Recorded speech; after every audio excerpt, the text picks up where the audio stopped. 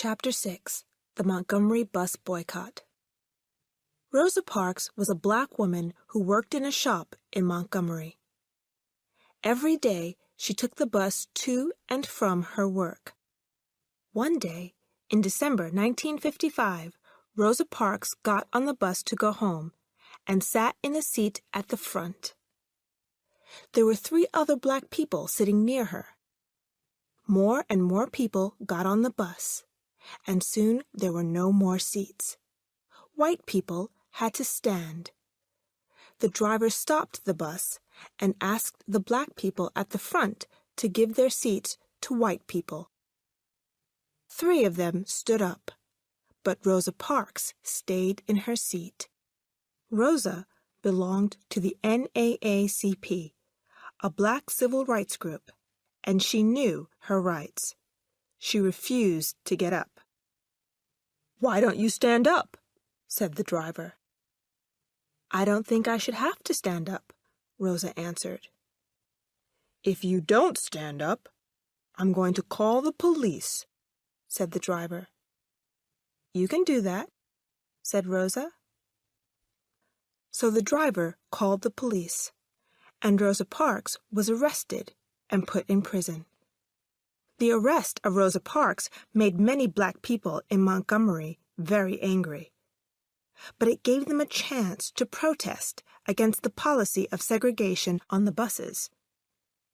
For years, the NAACP had wanted to take action against the city's bus company. Now they had a chance. But who could lead them? Martin Luther King had only been minister of the Dexter Avenue Baptist Church for a year, but he was well known for his honesty. The NAACP asked King to meet them and decide what to do. It was time to end segregation on Montgomery's buses. They met in King's church. King said that black people should boycott the buses in Montgomery. "If we refuse to ride on the buses, the company is going to lose a lot of money," he said. In the end, they will have to end segregation. King agreed to lead the boycott. When the meeting finished, King was worried. He discussed his worries with Coretta, his wife. Will the bus boycott succeed? He wondered. Will black people obey the boycott? Most black people don't have cars, so how are they going to get to work?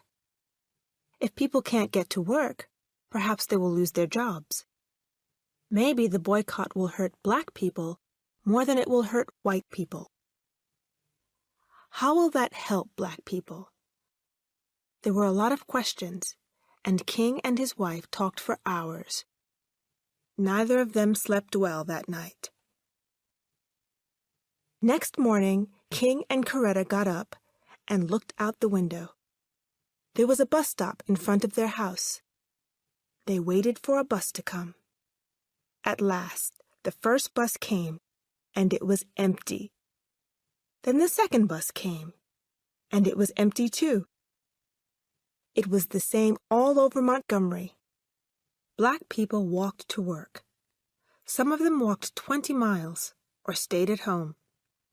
Black taxi drivers drove people to work in their taxis for the same money that they paid on the bus. The boycott was working. The bus boycott lasted for more than a year. Many black people were arrested and put in prison, and King was one of them. Some white people were angry with King, and they thought he was dangerous. One night, someone left a bomb outside the King family home. It exploded, but luckily no one was hurt. The bus company was losing money, but it refused to change its policy. Shops in Montgomery were losing money too, because black people were not coming into town to shop. The owners of the shops wanted the boycott to end, but the bus company did not want the NAACP to win. The boycott leaders went to an Alabama judge. They said that segregation on buses was wrong. The Alabama judge did not agree with them. So they went to Washington to see the most important judges in the country. On the 13th of November, 1956, these judges said that segregation in buses was against the law. The Montgomery bus boycott had succeeded.